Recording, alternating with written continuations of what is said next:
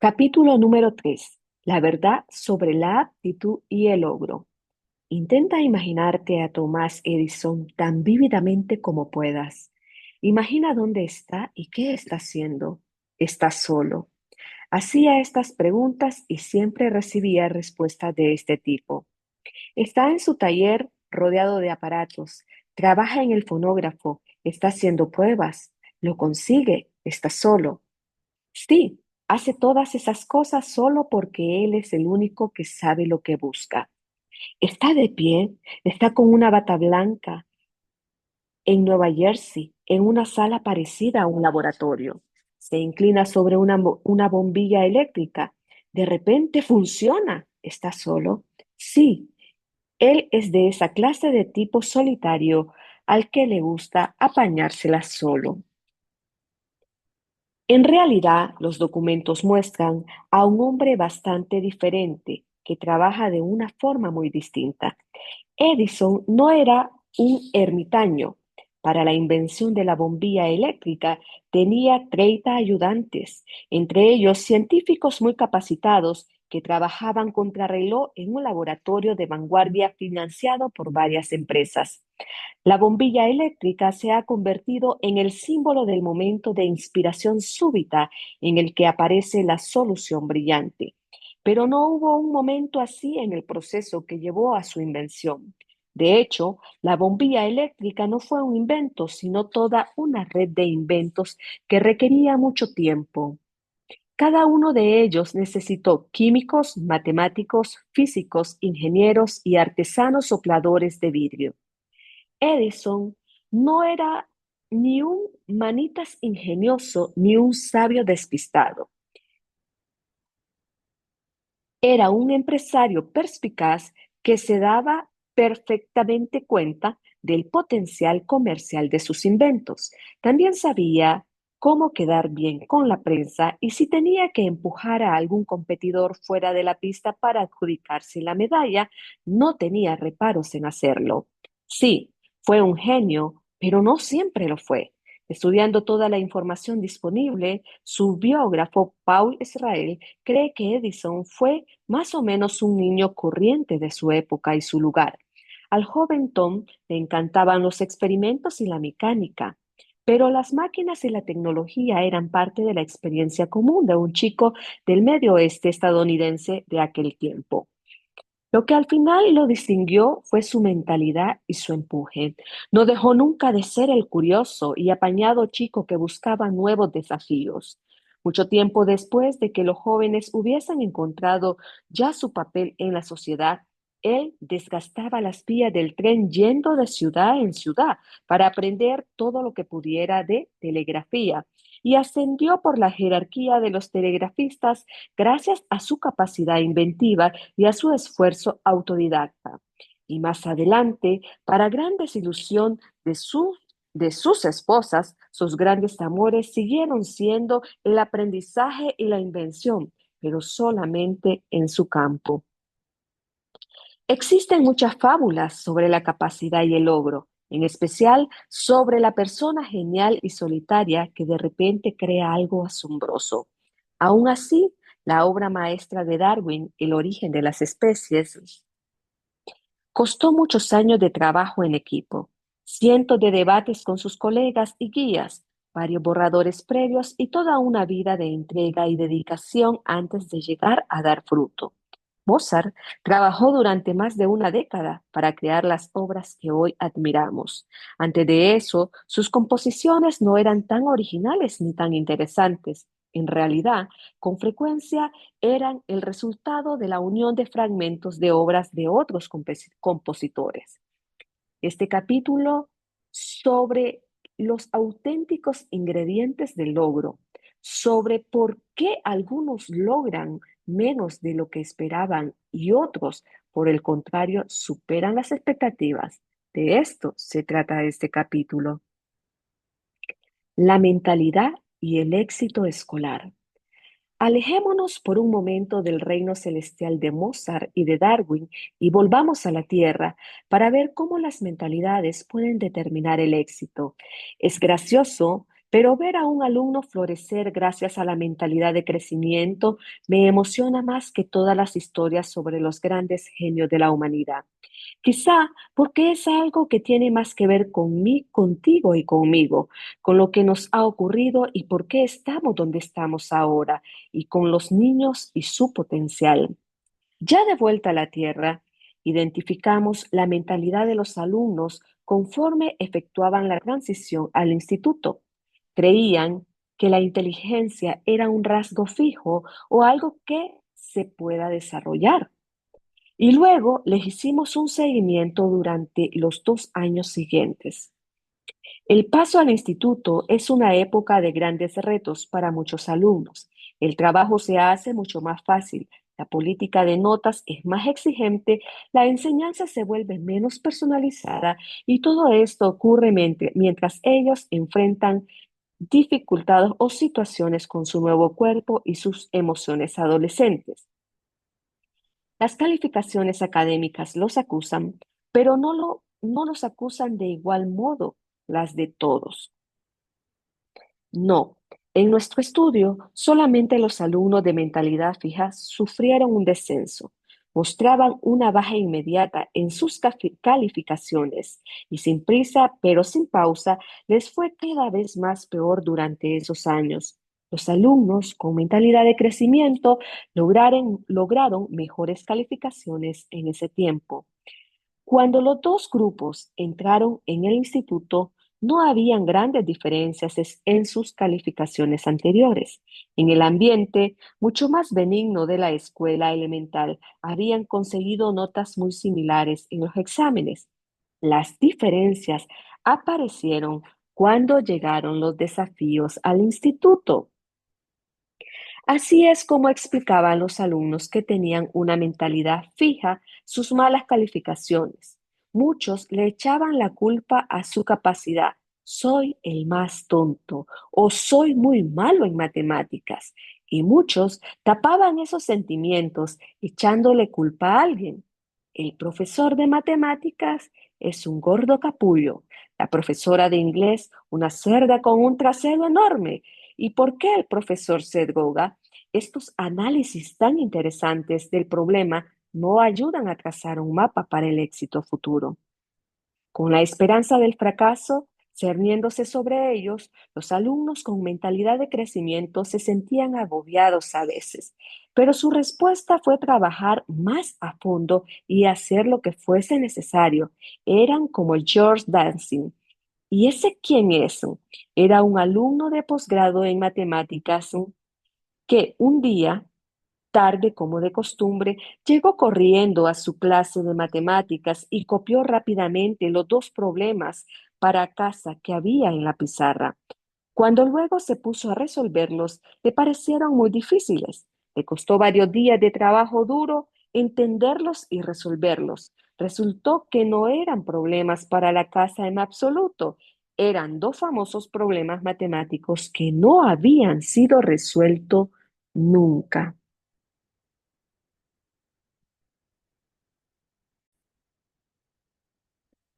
El síndrome del mínimo esfuerzo.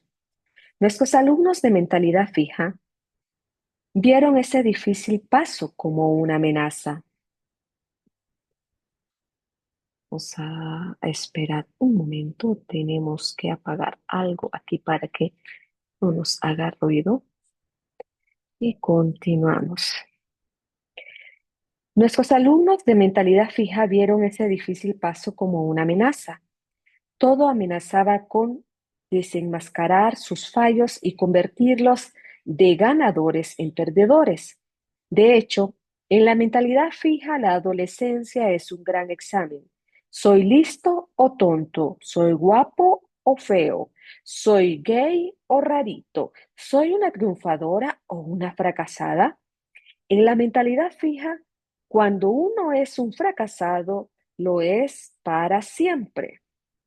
No tiene nada de raro que muchos adolescentes pongan en marcha sus recursos, no para aprender, sino para proteger sus egos.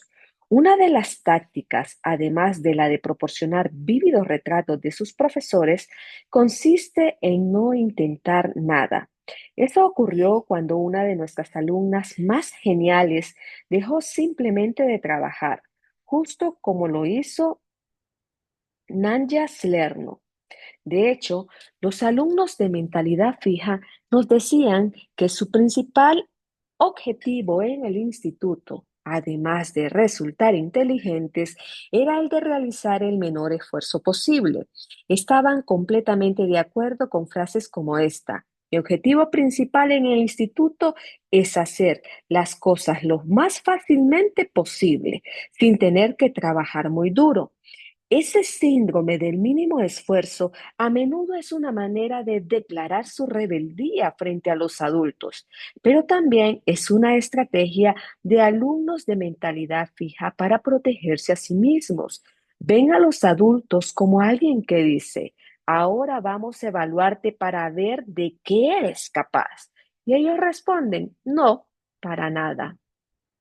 John Holt, el gran educador, señala que se trata de mecanismos de defensa que todos los seres humanos activamos cuando los demás se sientan a juzgarnos. El peor alumno que tuvimos, el peor con el que me haya encontrado nunca, era en su vida fuera del aula, una persona tan madura, inteligente e interesante como cualquier otra del instituto. ¿Qué pasó? Que en alguna parte del camino su inteligencia se desconectó de sus estudios. Para los alumnos con mentalidad de crecimiento, no tiene sentido dejar de intentar las cosas. Para ellos, la adolescencia es una etapa llena de oportunidades, un tiempo para aprender temas nuevos, una época para averiguar qué les gusta y en qué quieren convertirse en el futuro. Más adelante describiré cómo enseñamos a alumnos de instituto la mentalidad de crecimiento. Ahora lo que quiero que sepas es que enseñarles esa mentalidad provocó que se esforzaran. Cierto día le estábamos presentando la mentalidad de crecimiento a un grupo de alumnos. De repente, Jimmy, el chico más asqueado, cabezota y vago del grupo, levantó la mirada con lágrimas en los ojos y dijo, ¿quiere decir que no tengo por qué ser tonto? Trabajó desde ese día, se quedaba hasta tarde para hacer sus deberes escolares, lo que no había hecho jamás. Empezó a entregar los trabajos antes de tiempo para obtener una revisión previa y así mejorarlos antes de la entrega final.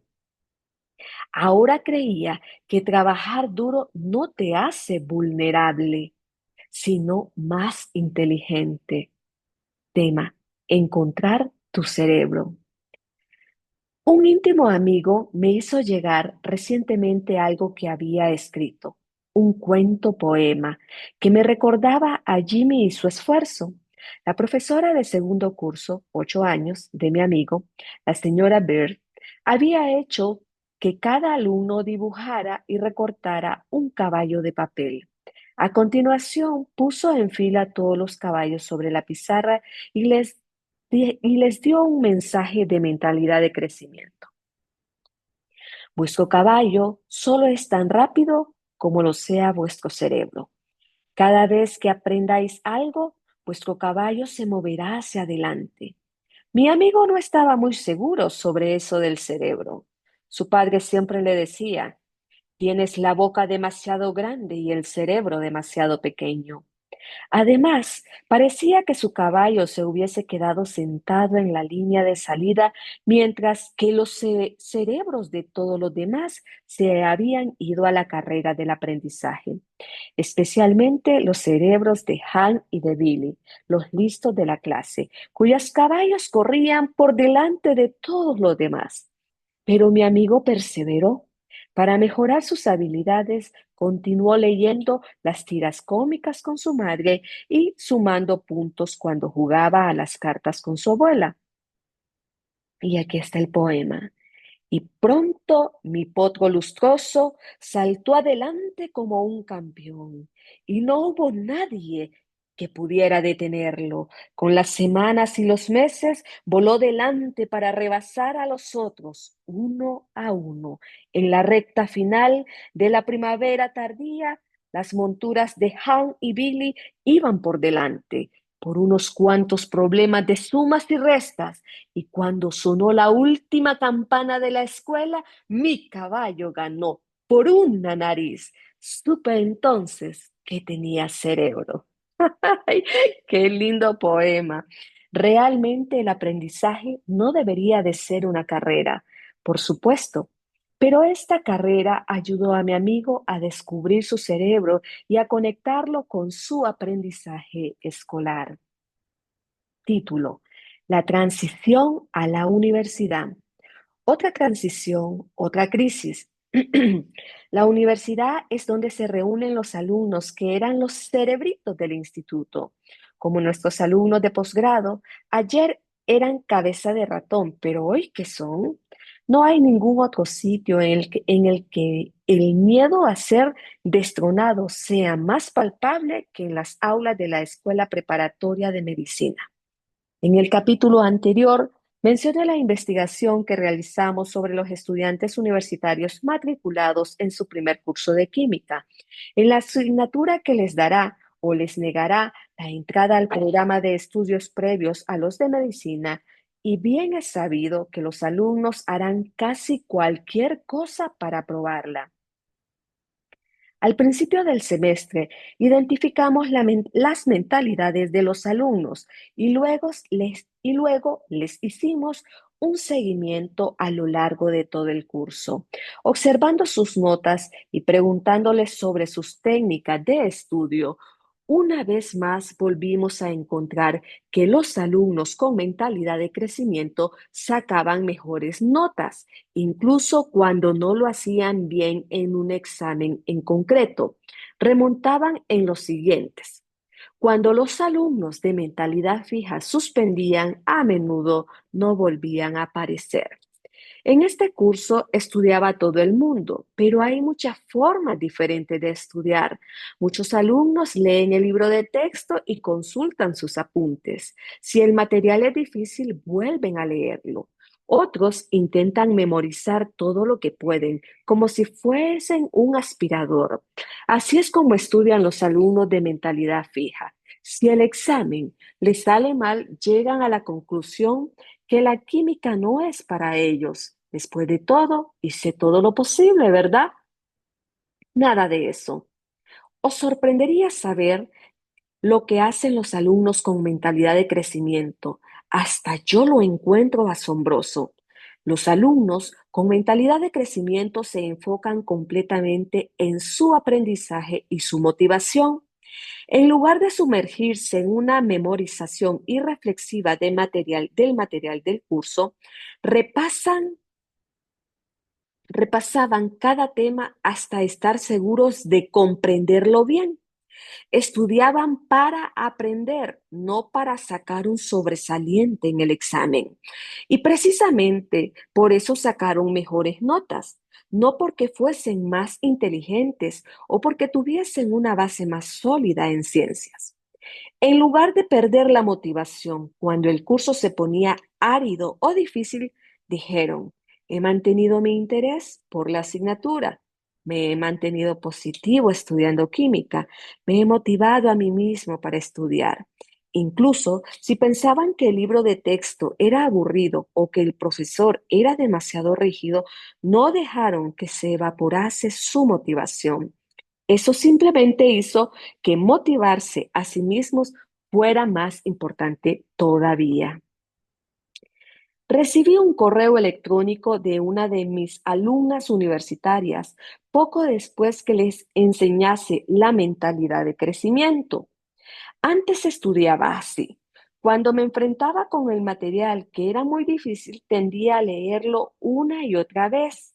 Después de aprender la mentalidad de crecimiento, comenzó a utilizar mejores estrategias que funcionaron. Y le escribe: profesora, cuando Heidi, la ayudante del profesor, me dio los resultados de mi examen, no supe si llorar o sentarme de la impresión. Heidi te dirá que parecía que hubiese ganado el gordo de la lotería. Y era así como me sentía. Aún no puedo creer que hiciese el examen tan bien. Yo, que solamente esperaba haber arañado la superficie. Los ánimos que usted me dio me servirán para el resto de mi vida. Creo que he conseguido mi nota noblemente, pero no la conseguí yo sola. Profesora, no es que usted enseñe solo su teoría, usted la muestra.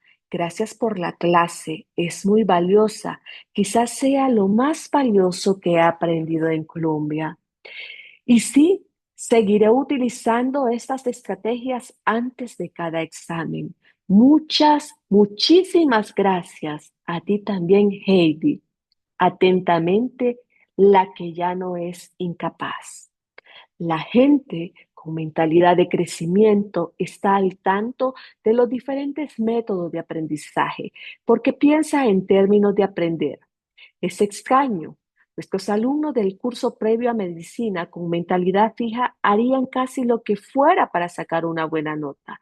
Todo menos encargarse de garantizar que eso ocurriera. ¿Nacidos iguales? Este es un tema. ¿Significa eso que cualquiera que tenga la mentalidad adecuada puede hacerlo bien? ¿Todos los niños nacen con el mismo potencial? Vamos a empezar por la segunda pregunta. No, algunos niños son diferentes. En su libro, Niños superdotados, Helen Winner ofrece descripciones increíbles de niños prodigio que parece que hayan nacido con habilidades superiores y con intereses obsesivos y que por medio de una búsqueda incansable de esos intereses llegan a ser adultos maravillosamente dotados. Michael era uno de los más precoces. Jugaba continuamente a juegos que tuviesen que ver con letras y números. Hacía que sus padres le respondieran interminables preguntas sobre letras y números y hablaba, leía y practicaba matemáticas a una edad increíblemente temprana. La madre de Michael afirma que a los 4 meses de edad el niño dijo, mamá, papá. ¿Qué hay de cena? A los 10 meses dejaba atónita a la gente en los supermercados leyendo las palabras de los carteles. Todo el mundo suponía que la madre hacía alguna clase de ventriloquía. El padre cuenta que a los 3 años no solo practicaba álgebra, sino que descubría y demostraba reglas algebraicas. Cada día, cuando su padre volvía a casa del trabajo, el niño lo arrastraba hacia los libros de matemáticas y decía, papá, vamos a trabajar. Michael empezó con una habilidad especial, pero para mí el rasgo más destacado es su amor extremo por aprender y por los desafíos. Los padres eran incapaces de separarlo de sus absorbentes actividades. Ocurre lo mismo con cada niño pródigo que Winner describe. Muy a menudo la gente cree que el don es la habilidad misma, pero lo que la alimenta es esa constante e interminable curiosidad y la búsqueda de desafíos. ¿Es habilidad o es mentalidad? ¿Era la habilidad musical de Mozart o el hecho de que trabajó hasta que se le deformaron las manos? ¿Era la habilidad científica de Darwin o el hecho de que se reunió incansablemente para revisar esa colección de especímenes desde muy niño? Prodigios o no, todos tenemos intereses que pueden florecer como habilidades. De niña me fascinaba la gente, especialmente los adultos. Me preguntaba, ¿qué hace que tengan la mente tan espesa? De hecho, hace unos años, uno de mis primos me recordó un episodio que tuvo lugar cuando teníamos los dos 5 años. Estábamos en casa de mi abuela y él se había peleado con su madre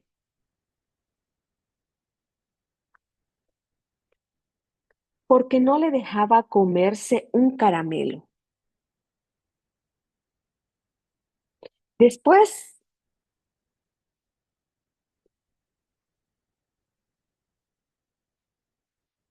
Después estábamos sentados fuera en los escalones del Porsche delantero y le dije, no seas tan tonto. A los adultos les gusta creer que están al mando. Tú solo di que sí, luego te comes el caramelo cuando quieras. Eran esas las palabras de una psicóloga incipiente. Lo que sé es que mi primo me dijo que mi consejo le había venido muy bien. Curiosamente, se hizo dentista. Tema. ¿Puede irle bien a todo el mundo? Ahora volvamos a la primera pregunta. ¿Es todo el mundo capaz de realizar grandes hazañas?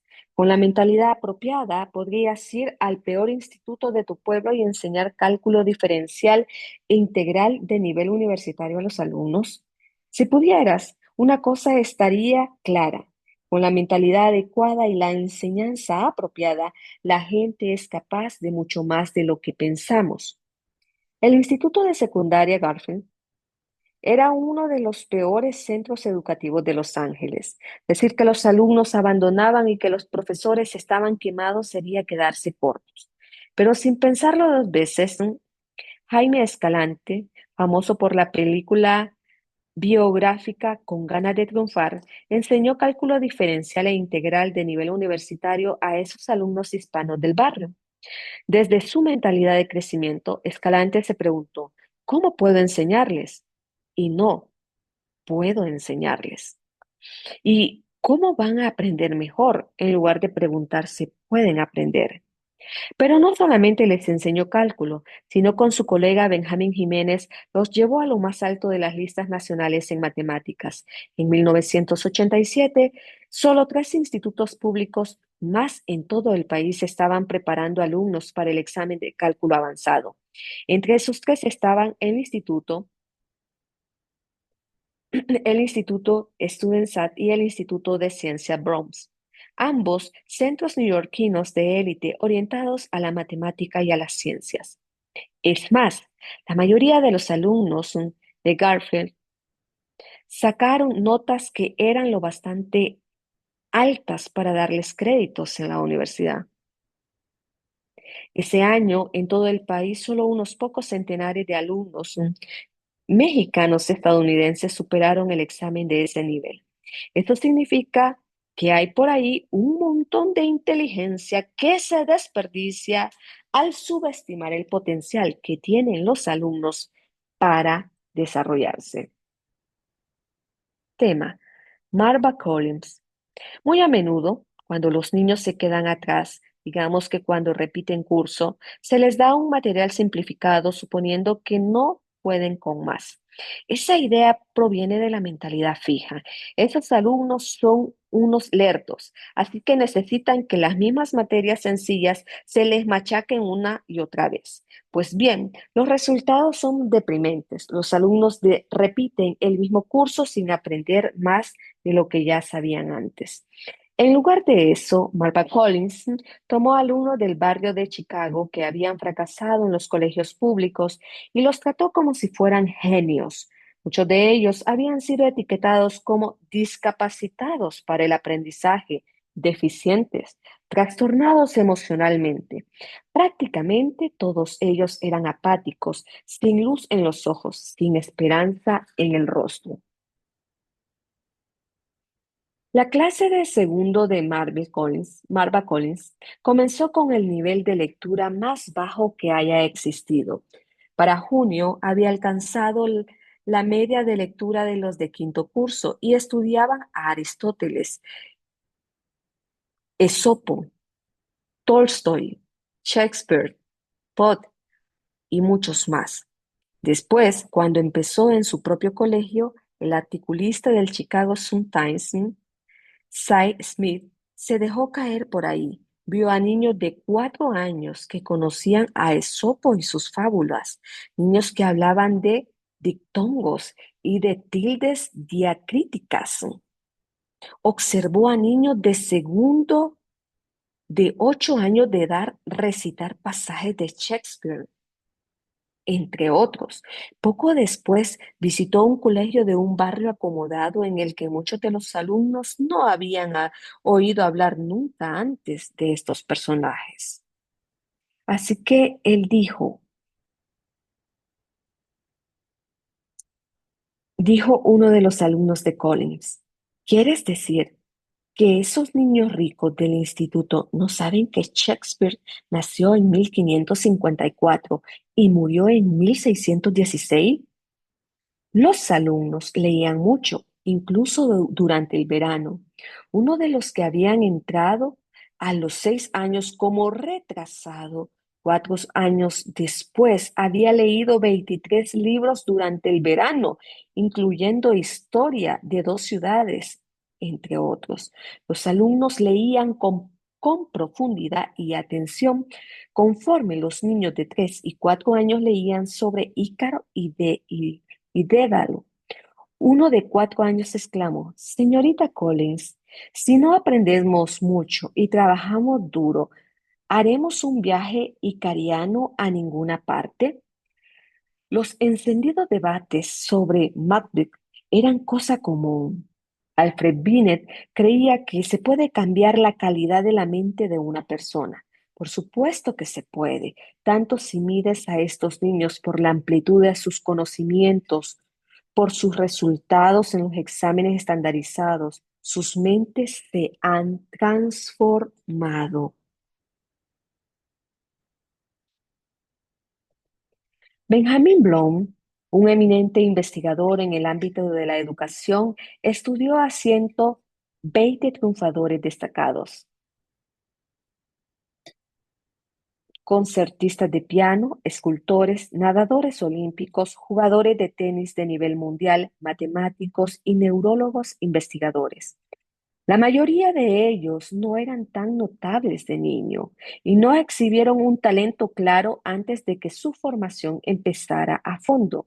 Incluso al principio de la adolescencia, normalmente no se puede predecir el logro futuro de alguien por sus habilidades actuales.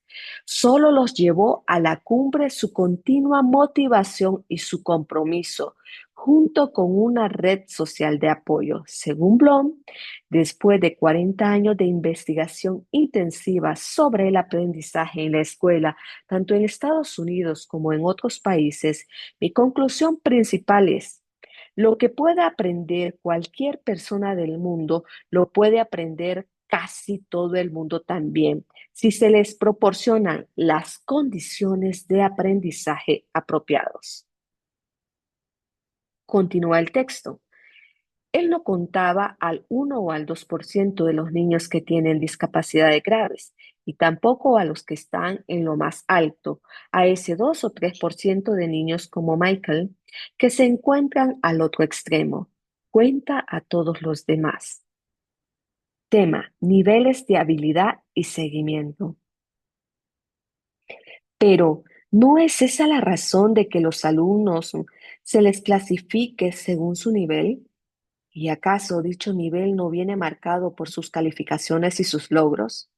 Recuerda, las notas de los exámenes y los logros anteriores te dicen dónde está un alumno, pero no te dicen nada de dónde puede acabar. El investigador alemán Falco estudió a profesores de colegio con mentalidades diferentes. Algunos la tenían del tipo fijo, creían que los alumnos que entraban a sus clases con niveles de logro diferentes eran profunda y permanentemente diferentes. Según mi experiencia, los logros de los alumnos suelen mantenerse constantes en el transcurso de un año académico. Otro dicho de ellos: si conozco la inteligencia de los alumnos, puedo predecir muy bien su rendimiento escolar. Y una última frase: como docente no tengo influencia alguna sobre la habilidad intelectual de los alumnos. Al igual que mi profesora de sexto, la señora Wilson, estos profesores predican y practican la mentalidad fija. En sus aulas, los alumnos que comienzan el curso académico en el grupo de los de alta capacidad terminan el año así, y los que comienzan el curso en el de baja capacidad acaban también en el mismo grupo. Pero hay profesores que predican y practican la mentalidad de crecimiento. Se concentran en la idea de que todos los niños pueden desarrollar sus habilidades y en sus aulas sucede algo extraño. No tiene importancia alguno si los alumnos inician el año en el grupo de alta capacidad o en el de baja. Los dos grupos terminan el curso muy arriba. Ver esos descubrimientos es una experiencia poderosa. Simplemente las diferencias entre los grupos desaparecen bajo la guía de profesores que enseñan de cara a la mejora, porque han encontrado una forma de llegar a sus alumnos de baja capacidad. ¿Cómo pueden poner los profesores en práctica la mentalidad de crecimiento? Es el tema de otro capítulo, pero aquí tenemos un avance de cómo lo hizo Martha Collins, la famosa educadora. El primer día de clase se acercó a Freddy, un niño zurdo de segundo curso que no quería saber nada del colegio. ¿Saben qué le dijo a ella? Vamos, cariño, le dijo mientras le cogía la cara entre las manos. Tenemos mucho que hacer. No puedes quedarte allí sentado en una silla y hacerte el más inteligente. Te prometo que vas a conseguirlo y que vas a ser muy productivo. No voy a dejar que fracases. Resumen. La mentalidad fija limita el logro, llena la mente con pensamientos obstaculizadores, hace que el esfuerzo sea desagradable y conduce a estrategias inferiores de aprendizaje. Y lo que es más, convierte a los demás en jueces en lugar de ser aliados. Tanto da que hablemos de Darwin y de estudiantes universitarios. Los logros importantes necesitan un enfoque claro, un esfuerzo total y un baúl sin fondo lleno de estrategias, además de aliados en el aprendizaje. Esto es lo que la mentalidad de crecimiento da a la gente y esto es lo que ayuda a que sus habilidades crezcan y den fruto. Tema: ¿es la habilidad artística un don? A pesar de la extendida creencia de que la inteligencia es innata, no adquirida, cuando se piensa detenidamente, no es difícil imaginar que la gente pueda desarrollar sus capacidades intelectuales. El intelecto tiene muchas facetas. Uno puede desarrollar habilidades verbales o matemáticos científicas o de pensamiento lógico, pero en lo que respecta a la habilidad artística, esta parece más bien un don de Dios. Por ejemplo, creemos que la gente dibuja bien o mal de una manera natural. Hasta yo lo creía. Mientras que alguno de mis amigos dibujaba maravillosamente, sin esfuerzo alguno y sin adiestramiento para ello, mis habilidades para el dibujo se quedaron detenidas en la escuela elemental. Hiciera lo que hiciese, mis intentos de dibujar algo eran primitivos y decepcionantes. Yo soy artística en otros aspectos. Puedo diseñar, se me dan bien los colores, tengo un sentido sutil de la composición y además tengo una buena coordinación ojo-mano. Entonces, ¿por qué no sabía dibujar? ¿Sería que no tenía ese talento? Debo admitir que eso no me molestaba mucho. Después de todo, ¿cuándo tiene que dibujar uno en realidad? Lo averigüé una noche que un hombre fascinante me invitó a cenar. Era un psiquiatra mayor que yo había logrado escapar de lo mayor que había logrado escapar del holocausto. Cuando tenía 10 años, en Checoslovaquia, él y su hermano pequeño volvieron un día a casa del colegio y sus padres habían desaparecido. Se los habían llevado. Como sabían que un tío suyo vivía en Inglaterra, los dos niños caminaron hasta Londres y lo encontraron. Unos cuantos años después, mi anfitrión se alistó en la Real Fuerza Aérea, mintiendo sobre su edad, y luchó del lado británico en la guerra. Cuando lo hirieron, se, cuando lo hirieron, se casó con una enfermera, acudió a la Facultad de Medicina y fundó una floreciente clínica en los Estados Unidos. Con los años desarrolló un gran interés por los búhos. Veía que encarnaban las características que él tanto admiraba y le gustaba considerarse a sí mismo como un poco búho, además de las muchas figuritas de estas aves que adornaban su casa tenía un libro de visitas dedicado a ellas. Cuando empezaba a interesarse mucho por alguien, le pedía a ese alguien que dibujase un búho y escribiese algo en ese libro. Conforme me tendió el libro, me explicó su significado. Me sentí honrada y aterrorizada, sobre todo aterrorizada, tanto más porque mi creación no iba a estar por ahí oculta en medio del libro, sino que iba a adornar una página especial, la última página. No me extenderé sobre lo aguda que era mi incomodidad ni la mala calidad de mi trabajo artístico, aunque las dos estaban penosamente claras. Cuento esta anécdota como preludio de la sorpresa y la alegría que sentí al leer el libro, Dibujar con el lado derecho del cerebro. En la página siguiente verás ejemplos de autorretratos de gente antes y después de asistir a un curso breve de dibujo con la autora, Betty Henward. O sea, son autorretratos dibujados por los alumnos cuando empezaron el curso y 5 días después cuando lo terminaron. ¿A qué son asombrosos? Al principio, esta gente no parecía que tuviese mucha habilidad artística. La mayoría de sus dibujos me recordaban a mi búho. Pero solo 5 días después, todo el mundo sabía dibujar de verdad. Edwards jura y perjura que este es un grupo típico. Parece imposible. Afirma que la mayor parte de la gente considera que dibujar es una habilidad mágica y que únicamente poseen unos pocos elegidos. Pero eso ocurre porque la gente no comprende los elementos que se pueden aprender del dibujo. Nos dice que realmente no se trata de habilidades para el dibujo, sino habilidad para ver, la capacidad de percibir los bordes, los espacios, las relaciones entre los elementos, las luces, las sombras, la totalidad. Para dibujar se necesita aprender de habilidad de cada elemento y luego combinarlas en un solo procedimiento. Hay ciertas personas que sencillamente van recogiendo esas habilidades durante el transcurso natural de sus vidas, mientras que otras tienen que esforzarse por aprenderlas y reunirlas. Pero, por lo que podemos ver en los autorretratos de después, cualquiera puede hacerlo. Esto es lo que eso significa. Solo porque algunas personas puedan hacer algo bien sin necesidad de esforzarse, eso no significa que no lo puedan hacer otros con entrenamiento y a veces incluso mejor. Esto es muy importante porque hay muchísima gente con mentalidad fija que cree que el rendimiento temprano de alguien ya te dice todo lo que hay que saber sobre su talento y su futuro.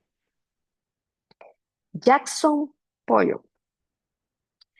Habría sido una auténtica lástima que la gente hubiese desanimado a Jackson por esa razón. Ahora, los expertos están de acuerdo que Jackson tenía muy poco talento innato para el arte, cosa que se ve en sus primeros trabajos. También están de acuerdo en que se convirtió en uno de los mejores pintores norteamericanos del siglo XX y que revolucionó el arte moderno. ¿Cómo consiguió ir de un punto al otro? Tyla Katz, la coreógrafa de fama mundial, escribió un libro titulado El hábito creativo. Como se puede adivinar por el título, en él argumenta que la creatividad no es un acto mágico de inspiración, sino el resultado de mucho trabajo y entrega, hasta para Mozart. ¿Recuerdas la película de Amadeus? ¿Recuerdas que mostraba a Mozart produciendo con facilidad y profundamente una obra maestra tras otra, mientras su rival, Salieri, se moría de envidia? Bien, pues Trapp trabajó en esa película y dijo, sandeces, tonterías, no existen los genios innatos. Fue el compromiso de Jackson lo que lo llevó de un punto al otro. Él estaba locamente enamorado de la idea de ser pintor. Pensaba constantemente en el arte. Hizo arte sin parar.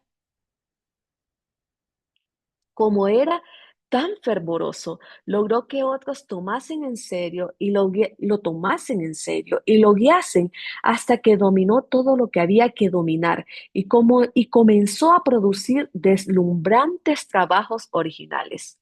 Sus cuadros divertidos, cada uno de ellos totalmente único, le permitieron dibujar desde su mente inconsistente y transmitir una gran variedad de sentimientos. Hace varios años tuve el privilegio de ver una exposición de esas pinturas en el Museo de Arte Moderno de Nueva York.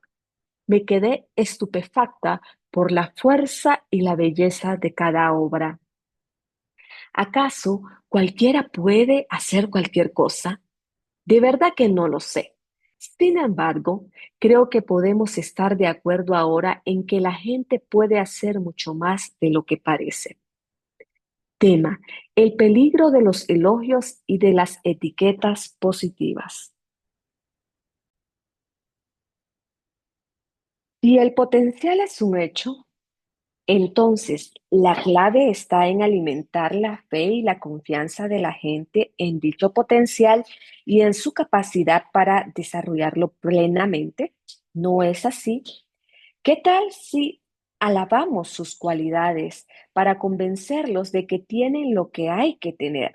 De hecho, un estudio que realizamos, en más del 80% de los padres nos dijeron que era necesario elogiar la habilidad de los niños de cara a fomentar su confianza y sus logros. Ya ves, tiene mucho sentido. Pero entonces empezamos a preocuparnos. Pensamos en que la gente de mentalidad fija se enfoca demasiado en los resultados. ¿Es, es lo bastante bueno? ¿Me hará quedar bien? Si la gente recibe alabanzas por sus habilidades, ¿no hará que se enfoque más en ellas? ¿No será eso decirles que estas habilidades son lo que más valoramos? Y peor aún, que podemos leer su profunda y subyacente habilidad observando sus logros. ¿No es eso enseñarles mentalidad fija? A Adam Guthel se le ha llamado el príncipe heredero y el salvador del teatro musical.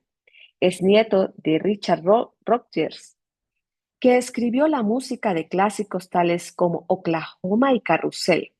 La madre de Guthel, así como todos los demás, habla efusivamente de la genialidad de su hijo. El talento está y es enorme. Fue la reseña entusiasta en el New York Times. La cuestión es saber si esta clase de elogios anima a la persona. Lo mejor de la investigación es que uno puede plantear este tipo de preguntas y luego ir por las respuestas, de manera que llevamos a cabo un estudio con cientos de alumnos, en su mayoría recién entrados en la adolescencia. Le dimos a cada uno de ellos un conjunto de 10 problemas razonablemente difíciles sacados de un test de inteligencia sin palabras. Los alumnos lo hicieron bastante bien y cuando terminaron los elogiamos por ello. A algunos los elogiamos por su habilidad. Se les dijo: vaya, acabas de sacar, digamos, un 8, muy buena nota. Se ve que se te da bien esto. Pusimos a estos alumnos en lo que Adam Guthel llama situación "tienes mucho talento". A otros los elogiamos por su esfuerzo. Vaya, acabas de sacar un 8, muy buena nota. Se ve que has trabajado muchísimo. No se les hizo sentir que tuviesen un don especial. Se les alabó por hacer lo necesario para tener éxito. Para empezar, los dos grupos eran exactamente iguales, pero justo después del elogio comenzaron a diferenciarse. Como nos temíamos, el elogio a la habilidad metió a los alumnos directamente en la habilidad fija, de la que mostraron también todos los síntomas. Cuando les dimos a elegir, rechazaron una nueva tarea retadora de la que podrían aprender. No querían hacer nada que pudiera sacar a la luz sus defectos ni poner en duda su talento. Cuando Gutel tenía 13 años, estaba preparado para hacer un papel estelar en una emisión de la Metropolitan Opera y en la película de televisión Hamlet y los visitantes de la noche. Se retiró con la excusa de que tenía gallos en la voz. Resulta que fingí que me estaba cambiando la voz. No quería aguantar la presión, dice. Por el contrario, cuando se elogió a los alumnos por su esfuerzo, el 90% de ellos quería una nueva tarea estimulante de la que pudiese aprender. Así que les propusimos ciertos problemas nuevos, más difíciles, que ya no hicieron tan bien. Los chicos que creían en la habilidad pensaron que no eran tan inteligentes después de todo. Si el éxito había significado que eran inteligentes, todo lo que estuviera por debajo del éxito significaba que eran unos discapacitados. Gutel se, ha- se hace eco de esto. En mi familia, ser bueno en algo era fracasar. Ser muy bueno era fracasar. Lo único que no era un fracaso era ser excelente en algo. Los chicos que creían en el esfuerzo pensaron sencillamente qué dificultad significaba ponle más ganas o prueba nuevas estrategias. No lo veían como un fracaso y no creyeron que reflejase su capacidad mental. ¿Y qué pasaba con el disfrute que sentían los alumnos?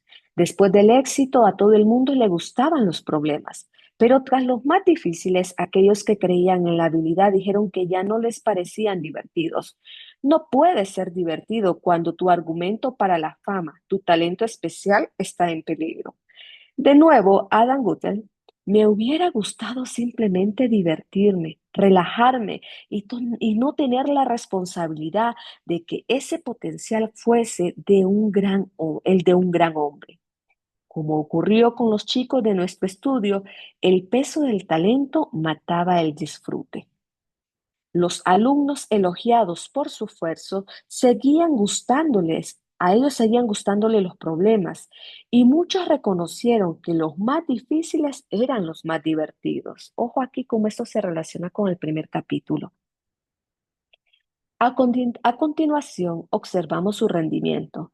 Después de la experiencia con la dificultad, el rendimiento de los alumnos elogiados por su habilidad se derrumbó, incluso cuando les dimos algunos de los problemas más fáciles. Cómo habían perdido la fe en su habilidad, los resolvían peor que cuando empezaron. Por el contrario, los chicos que creían en el esfuerzo rendían cada vez mejor. Habían utilizado los problemas difíciles para afinar sus habilidades, de modo que cuando regresaron a los fáciles estaban muy por encima. Ya que esto era una especie de test de inteligencia, podría deducirse que elogiar la habilidad rebajaba los cocientes intelectuales de los alumnos y que elogiar el esfuerzo los elevaba. Lo vamos a leer.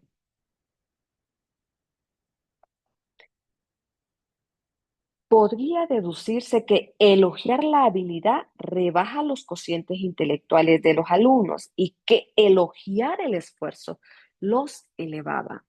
Gutel no prosperaba, estaba plagado de tics obsesivos compulsivos, se mordía las uñas hasta que le sangraban, te pasas un momento con él, solo hace falta un minuto y empieza a emerger una imagen de terror oculta tras sus tips, dijo un entrevistador. Gutel había luchado también con problemas graves y recurrentes de drogas. Más que fortalecerle, el don le había llenado de miedo y de dudas. Más que consumar su talento, este excelente compositor se había pasado la mayor parte de su vida huyendo de él.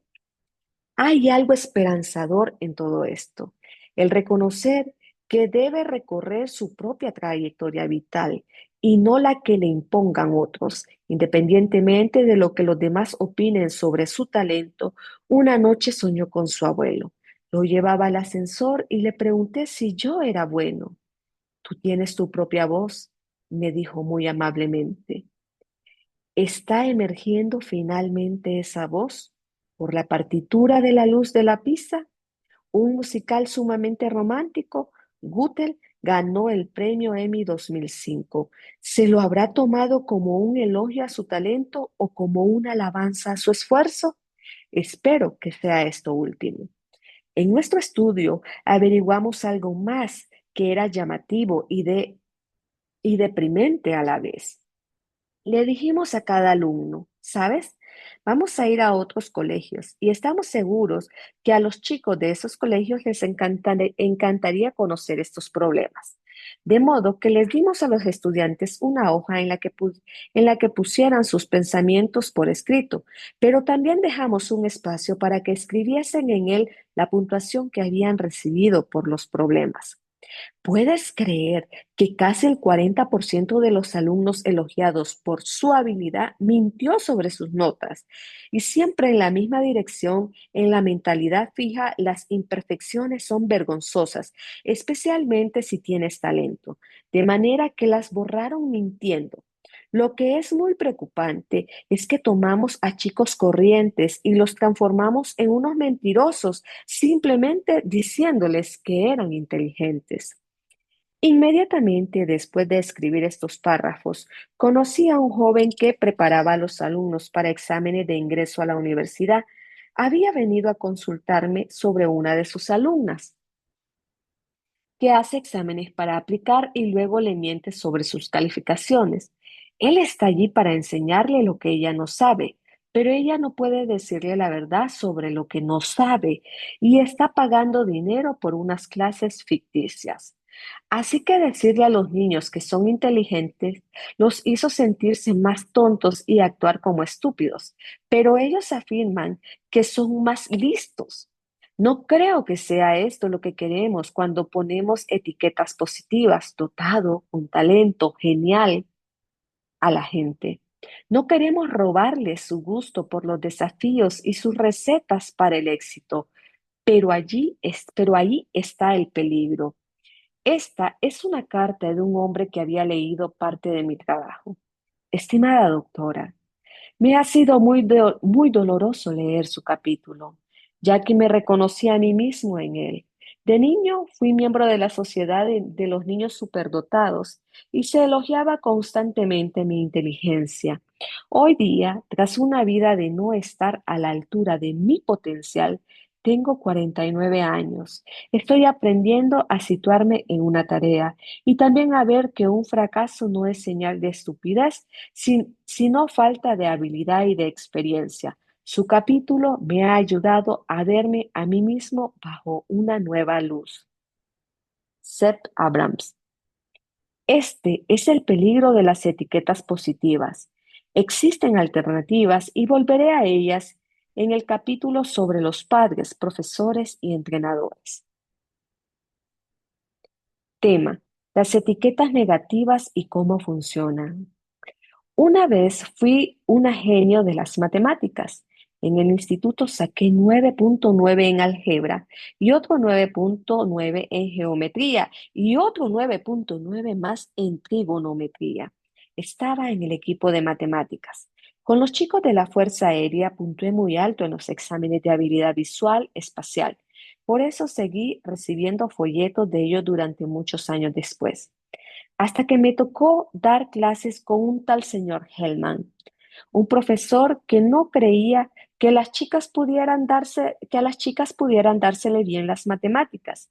Mis notas bajaron y no volví a dar esa asignatura nunca. En realidad estaba de acuerdo con el señor Hellman, pero no creí que eso pudiera atribuírseme a mí. Eran las demás chicas las que no podían entender las matemáticas. Aquel profesor creyó que se aplicaba también a mí y sucumbí. Ojo, aquí como el creer en lo que otros piensan de nosotros puede afectarnos, afectar nuestro rendimiento, nuestra capacidad, nuestro desarrollo. Hay que analizar bien a quién y qué escuchamos, porque eso impacta nuestras vidas. Esto es parte mío, Sara Corrales. Continuamos. Todo el mundo sabe que las etiquetas negativas son malas. De manera que podrías pensar que esta sería una parte corta del libro, pero no lo es, porque los psicólogos están aprendiendo cómo las etiquetas negativas dañan el logro. Nadie conoce mejor las etiquetas negativas sobre la habilidad que los miembros de los grupos que están bajo estereotipos. Por ejemplo, los afroamericanos saben lo que es estar bajo el estereotipo de tener una inteligencia inferior y las mujeres de ser malas en matemáticas y en ciencias, pero no estoy muy segura de que sepan hasta qué punto son dañinos estos estereotipos.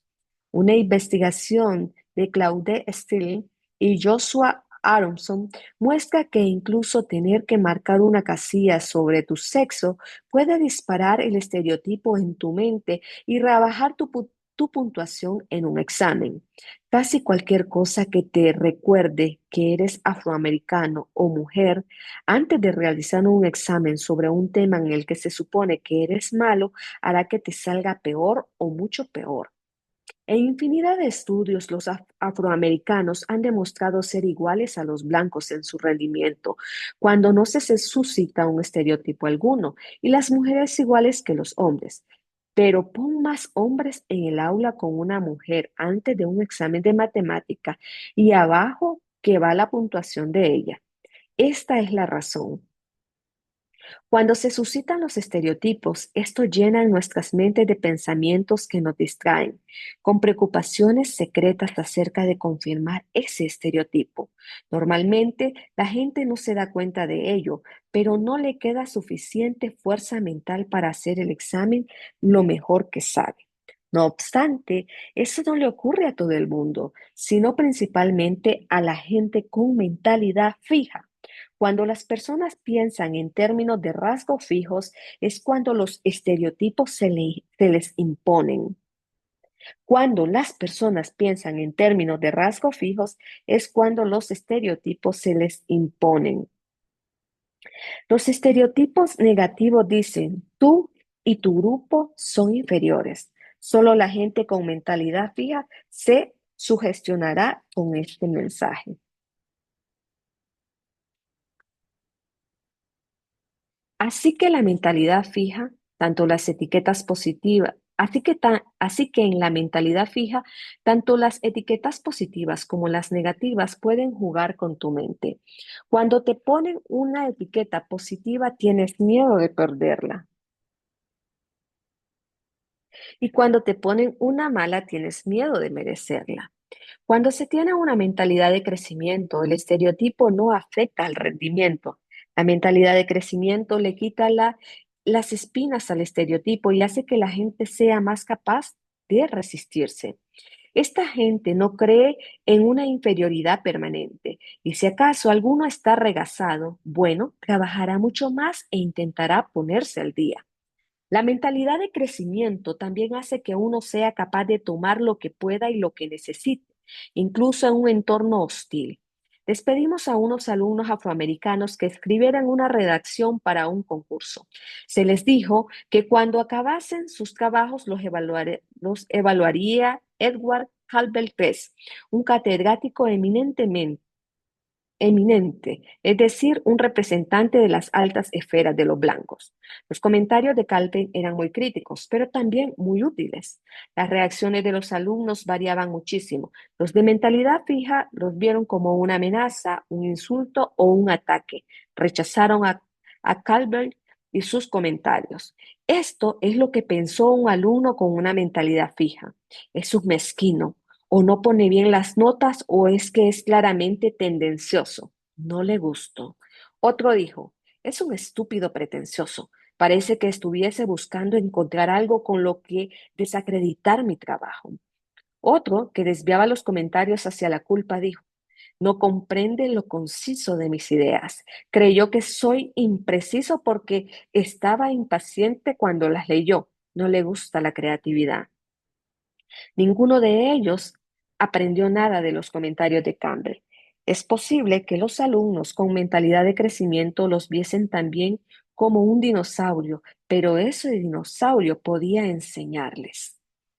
Ojo aquí, cuando recibimos un feedback, Nos concentramos en lo negativo de aquel que nos está dando esa retroalimentación, sea en nuestro trabajo o ministerio, por no asumir y cuestionarnos nuestra mentalidad y ver de aquella crítica, comentario o feedback que no es tanto de mi agrado, pero ¿qué puedo yo aprender? ¿Cómo lo veo con mentalidad de crecimiento? Continuando, página 94, al final. Antes de la evaluación,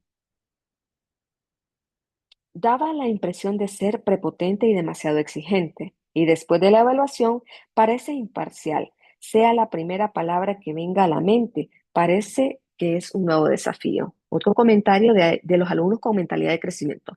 Parecía un hombre prepotente, intimidante y condescendiente, que siente sobre la evaluación. Aparentemente, la evaluación parecía justa y específica. En este sentido, la evaluación puede ser un estímulo para realizar un trabajo mejor. Otra, parece que es un hombre orgulloso hasta el punto de ser soberbio. ¿Y la evaluación? Le preguntan. Bueno, era muy crítico. Sin embargo, sus comentarios eran claros y ayudaban. Creo que pude aprender mucho de él. La mentalidad de crecimiento permitió que los alumnos afroamericanos reclutasen a Edward para sus propios objetivos. Habían ido a la universidad para conseguir una educación y con estúpido presencioso o sin él iban a conseguirla. Tema, ¿encajaré aquí? Cuando los propios afectados asumen, aunque sea inconsistentemente, los estereotipos, se autodescartan y bloquean sus habilidades. Muchas minorías no van a la universidad y muchas mujeres abandonan las matemáticas y las ciencias simplemente porque sienten que no encajan. Para averiguar cómo ocurre esto, hicimos un seguimiento de estudiantes universitarios a través de su curso de cálculo. Esto es frecuentemente cuando los alumnos deciden si las matemáticas o los estudios que implican matemáticas son adecuados para ellos. Durante el semestre, les pedimos a las mujeres que nos informasen sobre cómo se sentían y sobre su relación con la asignatura. Por ejemplo, cuando pensaban en esa materia, se sentían como si fuesen miembros auténticamente capacitados de la comunidad matemática o sentían que no encajaban. ¿Se sentían cómodas o se ponían nerviosas? ¿Se sentían bien con respecto a sus habilidades matemáticas o mal? Las mujeres que tenían una mentalidad de crecimiento, aquellas que creían que la habilidad con las matemáticas puede mejorarse, se sentían bastante bien y con un sentimiento de equipo estable y eran capaces de mantenerse así aun cuando creyeran que había mucho estereotipo negativo dando vueltas por ahí. Una de las alumnas lo describía así. En la clase de matemáticas a las alumnas se les decía que se equivocaban cuando no lo hacían. De hecho, estaban haciendo las cosas de manera novedosa. Era absurdo y dañaba su imagen el hecho de que el profesor no viese los buenos razonamientos de las alumnas. No pasaba nada porque estábamos trabajando en grupos y nos apoyábamos unas a otras. Debatíamos nuestras interesantes ideas entre nosotras. Los estereotipos las preocupaban, como debe de ser, pero todavía se sentían cómodas y tenían confianza en sí mismas y en un entorno matemático. Podían contraatacar. Pero, según iba pasando el semestre, las mujeres con mentalidad fija sintieron que su sentimiento de pertenencia disminuía cuando más sentían la presencia de los estereotipos en su aula, tanto más se marchitaba su seguridad. Una alumna dijo que su sentido de pertenencia cayó porque el profesor me faltaba el respeto con comentarios tales como sonó la flauta por casualidad cada vez que yo daba una respuesta correcta en clase. El estereotipo de la baja capacidad las invadía hasta arrebatarles su comodidad y su confianza. De ninguna manera digo que fuese su culpa. El prejuicio es un problema social profundamente arraigado y no quiero echarle la culpa a sus víctimas. Solo digo que una mentalidad de crecimiento ayuda a que la gente vea el prejuicio como lo que es un punto de vista ajeno y limitado y que se enfrente a él con su confianza y sus habilidades intactas. Tema, confiar en las opiniones. Muchas mujeres tienen problemas no solo con los estereotipos, sino con las opiniones de quienes las rodean, de opiniones que quienes las rodean tienen de ellas en general. Confían demasiado en los demás. Un día en Hawái fui a una farmacia a comprarme hilo dental y desodorante y después recoger mis artículos. Y después de recoger mis artículos me puse en la fila. Había dos mujeres juntas delante de mí que querían pagar. Como soy una persona que aprovecha incurablemente el tiempo, decidí tener listo el dinero para cuando me tocase a mí.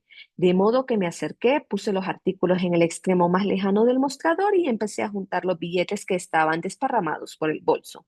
Las dos mujeres se pusieron furiosas. Les expliqué que de ninguna manera quería colarme, que solamente me estaba preparando para cuando me llegase el turno.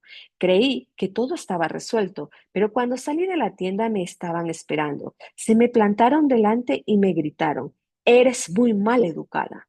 Mi marido, que lo había visto todo de principio a fin, creyó que estaban locas, pero tuvieron un efecto perturbador y extraño en mí, y me costó mucho tiempo sacudirme de encima su veredicto. Ojo, aquí a cuántos nos cuesta algún tiempo sacudirnos el veredicto que directa o indirectamente otros han lanzado sobre nosotros.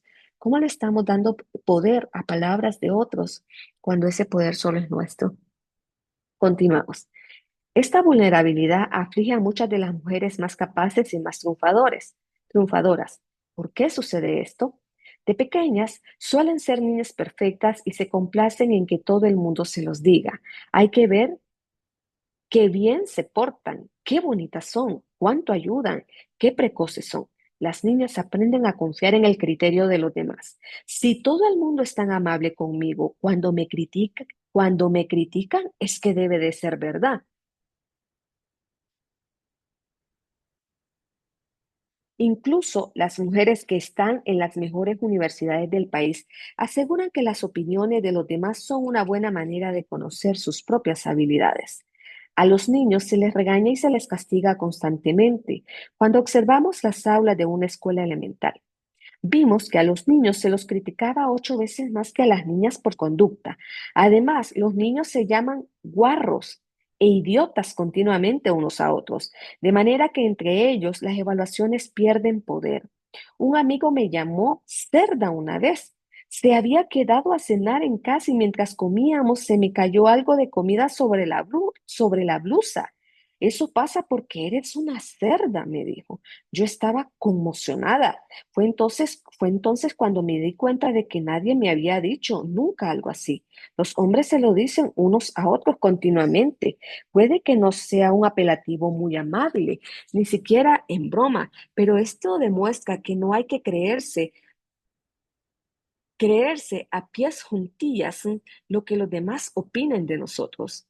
Incluso cuando las mujeres llegan a la cima del éxito, las actitudes de los demás pueden afectarles. Frances Conley es una de las neurocirujanas más destacadas del mundo. De hecho, fue la primera mujer que consiguió un puesto numerario en neurocirugía en una facultad de medicina norteamericana. A pesar de eso, los comentarios descuidados de sus compañeros, incluso de los asistentes, podían llenarla de dudas sobre sí misma. Un día, en plena intervención quirúrgica, un hombre la llamó cariño de manera condescendiente. En lugar de devolverle el cumplido, se cuestionó a sí misma. ¿Cariño? Se preguntaba, y especialmente este cariño. ¿Quiere decir lo bastante buena o con el talento suficiente como para hacer esta operación? La mentalidad fija, más los estereotipos, más la confianza de las mujeres en las valoraciones ajenas, todo esto puede contribuir a un abismo entre los sexos en matemáticas y ciencias. Este abismo es dolorosamente evidente en el mundo de la alta tecnología. Julie Lynch, una programadora incipiente, ya estaba escribiendo código fuente de ordenador en los primeros años de instituto. Su padre y sus dos hermanos trabajaban en el mundo de la tecnología y a ella también le encantaba, hasta que un día su profesor de informática la criticó. Había escrito un programa informático que funcionaba perfectamente, pero a él no le gustaba el atajo que había tomado para ello. Su interés en el tema se evaporó y en lugar de eso se puso a estudiar relaciones públicas. Las matemáticas y las ciencias tienen que ser lugares más acogedores para las mujeres. Ellas necesitan toda la mentalidad de crecimiento que puedan conseguir para ocupar sus lugares legítimos en esos campos. Tema: cuando las cosas van bien. Pero vamos a ver qué ocurre cuando las cosas van bien. De la familia Polgar han salido tres de las ajedristas de más éxito que se hayan dado jamás. ¿Cómo? Susan, una de esas tres, nos dice: mi padre cree que el talento innato no es nada, que el 99% del éxito está hecho de trabajo intenso. Yo estoy de acuerdo con él. La hija menor, Judith, está considerada hoy en día como la mejor ajedrista de todos los tiempos, y ella no era la que tenía más talento. Susan nos cuenta: Judith empezó despacio, pero trabajó muchísimo. Un colega mío tiene dos hijas que son genios de las matemáticas. Una de ellas estudia un posgrado en matemáticas en una de las mejores universidades. La otra fue la primera chica que consiguió el primer puesto del país en un test para élites matemáticas y que ganó un concurso de matemáticas a escala nacional. Y ahora está terminando la carrera de neurocirugía en una universidad puntera. ¿Cuál es el secreto? ¿Se transmite en los genes? Yo creo que se transmite en la mentalidad. Esta familia tiene la mayor mentalidad de crecimiento que haya visto jamás. De hecho, su padre aplicaba la mentalidad de crecimiento absolutamente a todo. No olvidaré nunca una conversación que tuvimos hace algunos años. Yo por entonces estaba soltera y él me preguntó cuál era mi plan para encontrar pareja. Se espantó cuando le contesté que no tenía plan alguno. No esperas que tu trabajo se haga solo, me dijo, porque iba a ser diferente en esto. Para él era inconcebible que uno tuviese un objetivo y no diese los pasos necesarios para conseguirlo. En pocas palabras, la mentalidad de crecimiento hace que las personas, incluso aquellas que son la diana de etiquetas negativas, utilicen y desplieguen completamente sus mentes. Sus cabezas no están llenas de pensamientos que las limiten, ni de un frágil sentido de pertenencia, ni de la creencia que los demás puedan definirlas. Tema: cultiva tu mentalidad. Piensa en tus héroes. ¿Crees que tienen habilidades extraordinarias que alcanzaron sus objetivos con poco esfuerzo? Ahora averigua la verdad, investiga su tremendo esfuerzo durante el proceso y admíralos aún más. Piensa en todas las veces que hubo otra gente que te superó y que tú creíste que era porque eran más inteligentes o porque tenían más talento que tú. Ahora considera la idea de que sencillamente utilizaron estrategias mejores, que practicaron más y que sortearon obstáculos a fuerza de trabajo. Tú también puedes hacerlo si quieres. ¿Hay alguna situación en la que te quedes como atontado, en la que te desconectes de tu inteligencia? La próxima vez que te encuentres en una de estas situaciones, ponte en una mentalidad de crecimiento. Piensa en aprender y mejorar, no en juzgar, y vuelve a conectarte con tu inteligencia. Le pones etiquetas a tus hijos: este es el artista, este es el científico. Recuerda la próxima vez que no los estás ayudando, aunque los estés elogiando. Recuerda que nuestro estudio en el que elogiar la habilidad de los niños hizo que sus cocientes intelectuales disminuyeran, encuentra una forma de mentalidad de crecimiento para halagarlos. Más de la mitad de nuestra sociedad está inmersa en un grupo sobre el que existen estereotipos negativos. Primero están todas las mujeres, luego tienes a todos los demás grupos que se supone que no son buenos para alguna cosa u otra. Otórgales el don de la mentalidad de crecimiento. Crea un entorno que enseñe la mentalidad de crecimiento a los niños y los adultos de tu vida, en especial a aquellos que son las dianas de los estereotipos negativos. Así, incluso cuando surja la etiqueta negativa, ellos seguirán a cargo de su aprendizaje. Fin del capítulo.